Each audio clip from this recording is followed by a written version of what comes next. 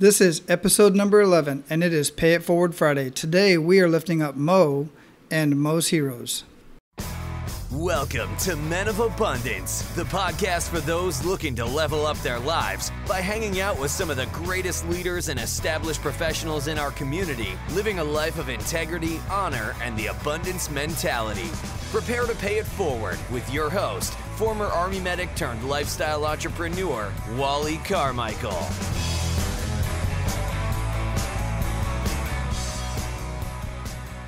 Aloha, Men of Abundance. Today we are lifting up another great organization and another wonderful person. But before we do that, I want to ensure that you have the opportunity to be abundant in your life today. And all you have to do that is share this podcast with just 3 people. Of course, you know you can do that by going to menofabundance.com and click on any of the social media links and share directly from there. Or, of course, you can share directly from your phone or however it is that you're listening to this podcast. All right, let's get on with today's show. Today we have a wonderful conversation with Mo. Mo is currently active duty Air Force but getting ready to retire, and she is the founder of Mo's Heroes. Mo's Heroes is an organization that helps homeless veterans get back on their feet and much more. You can find Mo's Heroes at mosheroes.org. All right, Mo, welcome to the show. Hey, Wally, thank you for having me. I am so excited. Man, it's my pleasure. We were introduced. Who introduced us? Mark and Tori introduced us a couple years ago, right? And I think somebody else. Rick West. Rick West, yes. That's correct. That's right. It was like the same week. It was ironic, right? Because Mark and Tori called me and said, hey, you got to call Mo because she's got this Mo's Heroes thing going on, and it'll work perfectly with what you're doing out there in Hawaii. And then Rick, a coworker, said, dude, I got to hook you up with this with Mo because you were helping them out with their program, right? Or something. They gave you an award or something. Yep, a suit drive. We were definitely working together. So it was... I was like, okay, I got to meet Wally now because now 2 people, I got to find Wally. Who is this Wally guy? Yeah, absolutely. So then, as I started this show and, Men of Abundance, one of the biggest things that we do, and my favorite thing to do is to lift people up and to talk about, people that are doing something in the community. And you're doing so much for so many people and so many veterans and just people in general. But before we get into that, I've already given kind of a brief bio of who you are. I talked a little bit about you and stuff like that, and of course I talked all good about you, but let me hear a little bit more about you. Let's get a little bit personal. So I am, like I said, my real name is Shadonna McPhaul, and I'm originally from Fayetteville, North Carolina. I've been in the Air Force since I was 18 years old. I am getting ready to retire and move back to Fayetteville, North Carolina. I have a son, and I just love volunteering, and like you said, I just love helping people wherever I can. People just say I'm just a busybody because anytime I see somebody with the need, I always think that I'm like the Olivia Pope of the Air Force. I can fix it. So that's just pretty much me in a nutshell. Well, Fayetteville. I did my 3 years at Fayetteville and the 82nd, and I was at SWIC for a little while. And now you're in New Mexico now, right? Yes, I'm in Clovis, New Mexico, at Cannon Air Force Base. Oh, that's beautiful in those parts. I like that. I like Santa Fe in that area. What else are you doing over there? So I'm still doing Mo's Heroes. I'm working with the local community, and my focus here is really just to bring the morale up for the airmen here in the local area because we are kind of feel like we're in a remote because, the closest city is Lubbock is 2 hours away, Amarillo is 2 hours away, Albuquerque is 3 hours away. So it's just like, okay, there's things to do here, but for the average 21, 22-year-old that's really just ready to go out and have fun, it's kind of bad here for them. So I'm trying to bring everybody together and have fun. Now, you started Mo's Heroes out here in Hawaii, is that right? Absolutely. Back in 2013, I started Mo's Heroes. Because at first I was just volunteering, at Next Step Shelter, where It Takes a Village. And back in 2011, I remember First Lady Michelle Obama had came to a a Hiring Our Heroes job fair, and I just remember seeing like all the jobs and all the employers looking to hire veterans, and I had the initial thought was, hey, if we could just get veterans, if we could just clean them up and help them with their interview skills, give them some nice clothes, we can help them fill out these applications, and they could get a job, and maybe they wouldn't be homeless anymore. So, I had that idea in 2011. Then in 2013, I was just really just like, okay, let me do something with this. So, I was watching Joel Osteen one night, and, I just got out my laptop and just started Googling how to start a nonprofit. And I remember clearly making a Facebook post. And, if you post it on Facebook, it's true. Just, it's true, right? Or you got to do it. So I posted it on Facebook. Yep. And the next thing I knew, I had, it took a little while to get my 501c3 because that was around the time when the IRS had it shut down. And it was funny, too, because I actually sent the paperwork off on Veterans Day. Luckily, UPS was open. So I got the paperwork off, and that was in November. The following August, I was awarded my 501c3, so I was really ecstatic. That is truly amazing that you did it that way, because I literally just had a conversation on Wednesday with another guest, Angus, and we were talking about that, about your desires and aspirations and your goals, and should you put them out there to the world or should you keep them to yourself? And obviously you put it out there to the world. You put it on Facebook, and that was what your accountability. What was your motivation for doing that? I put everything on Facebook. But, like I said, when I was in Hawaii, I just had my son, and that was my main communications tool too. Like I said, my family. Facebook was my lifeline, especially, being overseas when you really don't have your family with you. And I just put it on Facebook and said, hey, this is going to happen. And I just knew that it would. I didn't know it would happen so fast. And no one expected it to happen so fast. I was like, okay, well, she said she was going to do it. And they thought, that I was going to do it, when I got out. The next thing I know, the next thing you knew, I had car magnets on the side of my car, flyers, and doing events. And it just really took off. And how much support did you get from those around you while you were doing that? I mean, because you're still active duty Air Force, and you still had a full-time job, so you're wanting to get this thing going. And for all these people, how much support did you have? I had an amazing amount of support, an abundance of support, if you'll say.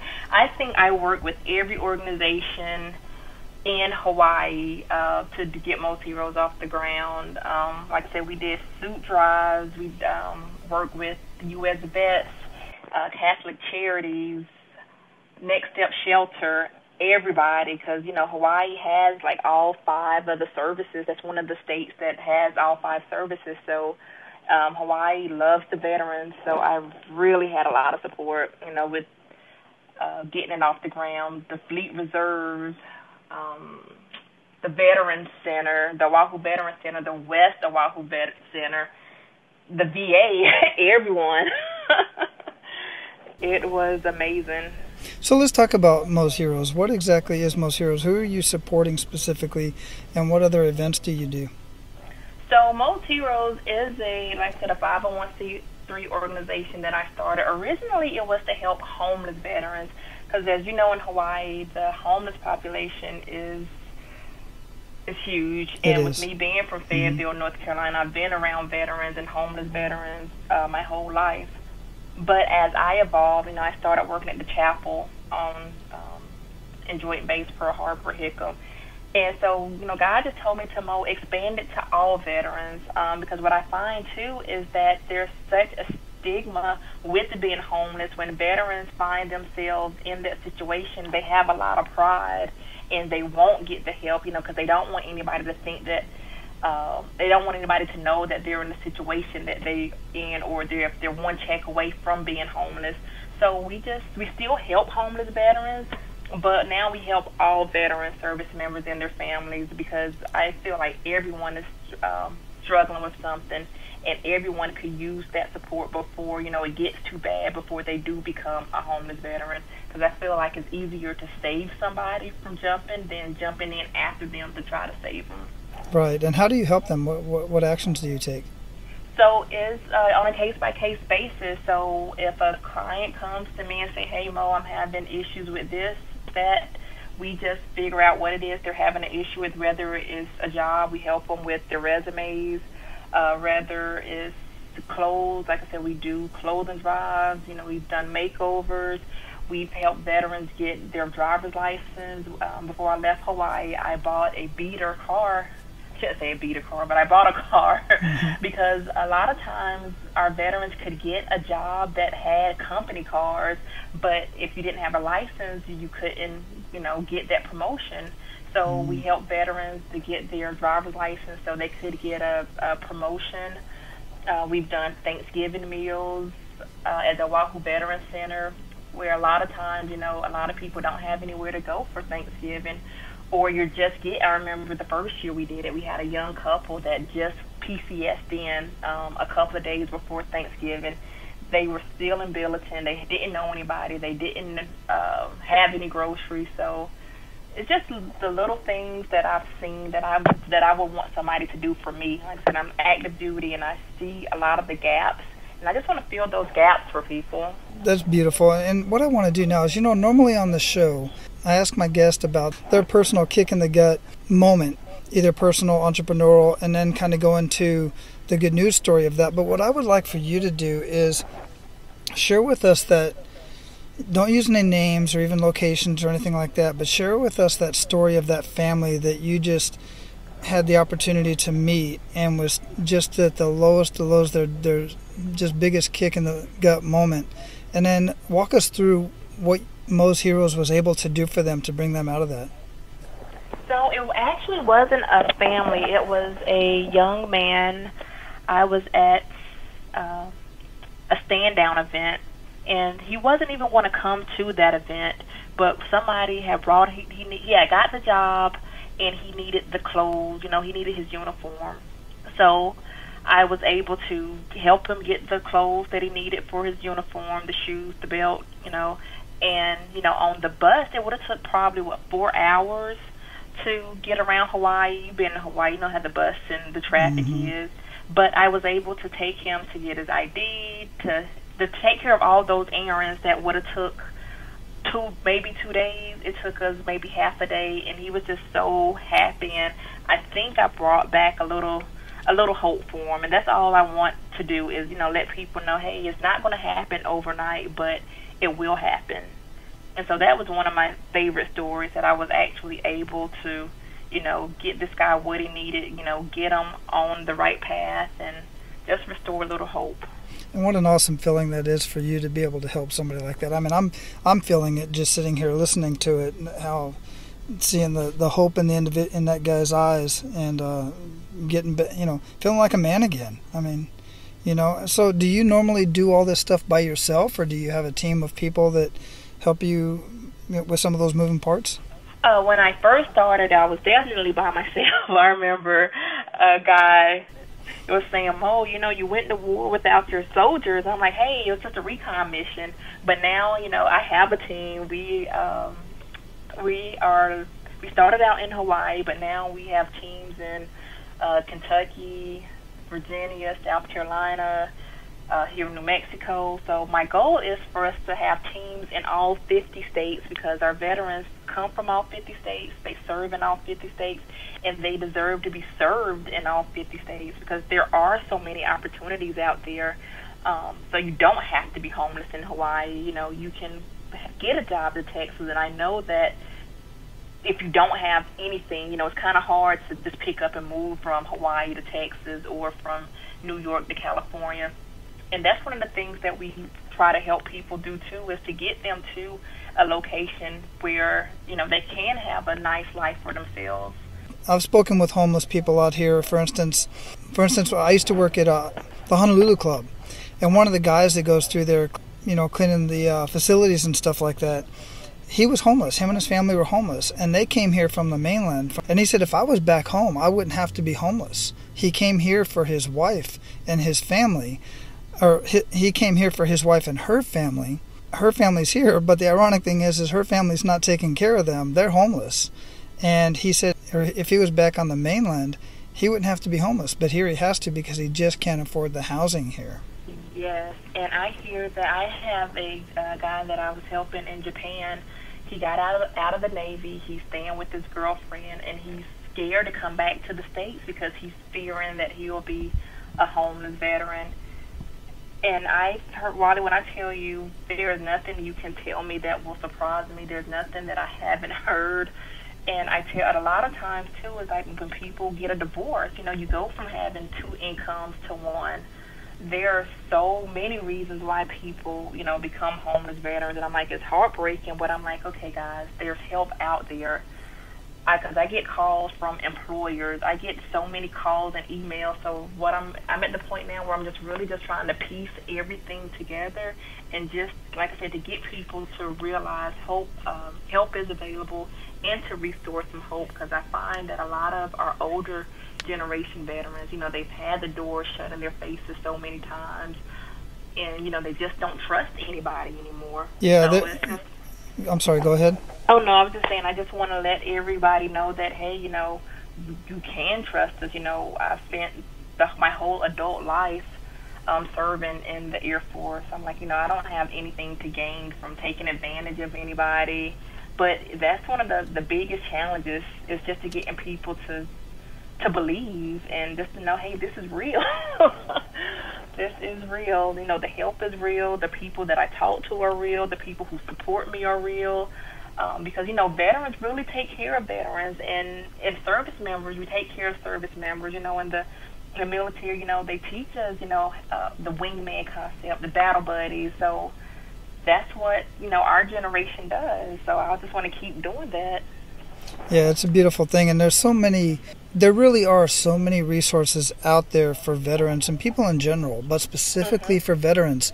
And so many of them just either don't know where to find it, they don't know it's out there, they don't know who to ask, or like you said, they don't want to ask. So do you refer veterans to other resources? How does that work? So it depends on if we can handle it in-house, we will. But if we don't have the resources, we will refer them. And I have, like I said, I'm an information manager, knowledge operator in the Air Force. So it's always been my job to get the right people, the right information at the right time. So I always tell people I'm a professional beggar too. If because I don't want our veterans out there, panhandling, holding up signs. When there's, where you can ask people, hey. You ask these corporations, hey, this is what we're trying to do. Will you help us? And more times than not, people will help. But like you said, people, they're prideful, and I can understand why. Because, the military teaches us to be self-sufficient and take care of it and figure it out. But, sometimes when you're at, your lowest point, you're not thinking straight. You don't even know where to start, like you said. So I just want to be that starting point. That's correct. And the military also teaches us, amongst many other things, leadership and a lot of things that we just don't give ourselves credit for. But the military definitely teaches us how to use our available resources and use them to the best of our ability. And you're out there as a huge resource to veterans, and I just love it. I just loved it from day one when I first heard about it. So what can we do? What can Men of Abundance do to lift up Mo's heroes? So one of the things that Men of Abundance can do is when you see a veteran in need, let them know about Mo's Heroes. Let them know that help is available, and just let them know that we are who we say we are, and we will help in any way that we can. And we also do a National Eat Wings Raise Funds event at Buffalo Wild Wings. They have been huge supporters of Mo's Heroes as well. So if you're out and you're eating, if you're at a Buffalo Wild Wings, if you could just go in there and say, hey, we support Mo's Heroes, Buffalo Wild Wings, they donate back to Mo's Heroes for us to raise money for our programs and to deliver these services. But the biggest thing is just letting people know, hey, if you're in trouble, just call Mo's Heroes. Like I said, we don't make promises, but we will get you some help. Okay, and where do Men of Abundance find you? Where can they find out more information? So we have www.mosheroes.org, MOSHEROES.org. We're on all of the social media platforms. We're on Facebook, we're on Twitter, we're on Instagram. We have a YouTube page, Google Plus, and we have our 1-844-MOS-HERO. That phone rings directly to me. I answer it, I take your information, and we just start working on that customized plan. We just figure out what our clients need, or what. We also have a lot of employers who reach out to us saying, "Hey, Mo, we need veterans. We want to hire these veterans." So I'm getting all the calls, and so I know that this problem can be fixed. It really can, and I do know that there are. At last count that I checked, there were 4 states, Phoenix being one of them because I'm from Phoenix, I think Virginia, that say that they have completely eradicated the homeless problem in those states, in Phoenix, Arizona, or in those cities actually, and I think in the state as well, other than those veterans who just choose not to use the program for whatever reason. Do you know anything about that? I think, like I said, a lot of the veterans, they don't want to use the programs because a lot of it, they feel like they have to relive the story. If they have PTSD, if they have to go in there and tell, okay, what happened when they were downrange, or what happened, how they got into the situation that they're in. And a lot of people just aren't strong enough to relive that, or they don't want to relive it. But that's another thing that Most Heroes, that I want to be able to help people. Hey, if you need a chaperone, or if you don't feel comfortable, going to this place or going to that place, we'll go with you, or we'll get someone to go with you so you don't feel alone. Because, that's what the military really teaches us, to have each other's back. And I think when people get out of the military, they don't have that same camaraderie, or they don't feel that same sense of support. And I want to continue that for Most Heroes. Like I said, as I'm going through the transition, I see how hard it is. I've walked in the same combat boots as everyone else, so I get it. So I just want to be able to have, how they say, continue the care. So. Yeah, so we'll get the word out, and as soon as this show posts, and it'll post, matter of fact, this show is going to post on Friday, and that's my little brother's birthday. Happy birthday, Tez. Absolutely, happy birthday. Yeah, so this show will post on the 22nd on Friday, and as soon as it does, I'm going to send you all the links for the social media so you can push it out that way. And right now, as of this morning, there's 4 people in Australia that are downloading the show, and several people I think 23 people in Belgium. So people worldwide are going to be able to get this information and find out more about Most Heroes, and then it'll just spread out from there, and we'll make sure we push it out. All of the information that you provided, I will have in the show notes of this show, and that will be at menofabundance.com/011. And people will be able to go there. So I know a lot of people listen to these podcasts while they're driving and whatnot, so you don't have to worry about writing everything down that Mo just mentioned. It'll all be in the show notes, and we'll put that out on our social media. So, Mo, do you have any last-minute things you want to tell Men of Abundance about Most Heroes? And then we're going to close it out here. I just want to thank you again, and just let Men of Abundance know that if any of you are struggling with anything, please don't hesitate to reach out to us. If you know anybody that's struggling with anything, don't hesitate to reach out to us. If you want to partner with us, please don't hesitate to reach out to us, because we're all about community partnerships, because we realize we can't do it by ourselves. No organization can do it by themselves, because if they could, or if we could, there wouldn't be a need for another organization, and we wouldn't have any homeless veterans.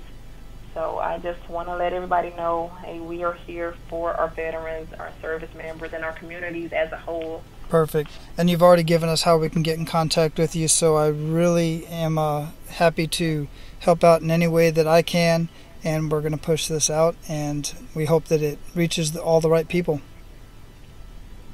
I really thank you. Awesome.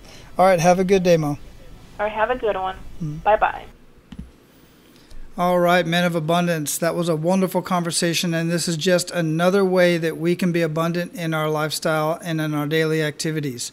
Make sure you go to the show notes at menofabundance.com/011. I put some more information in the show notes about Mo's Heroes and how you can help by simply going to places like Buffalo Wild Wings and having a meal. Also, if you want to get involved in the conversation, you can click on the link in the show notes to get over to our Facebook group and get involved in this conversation.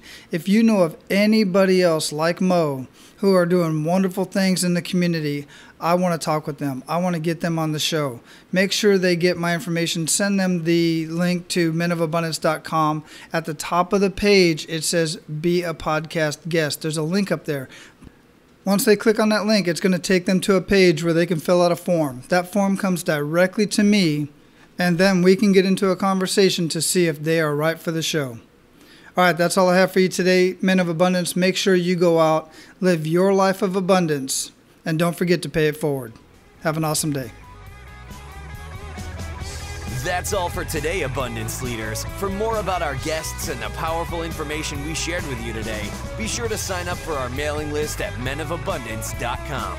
We appreciate your time and look forward to hanging out with you on our next episode. So until then, be sure to pay it forward and live your life of abundance.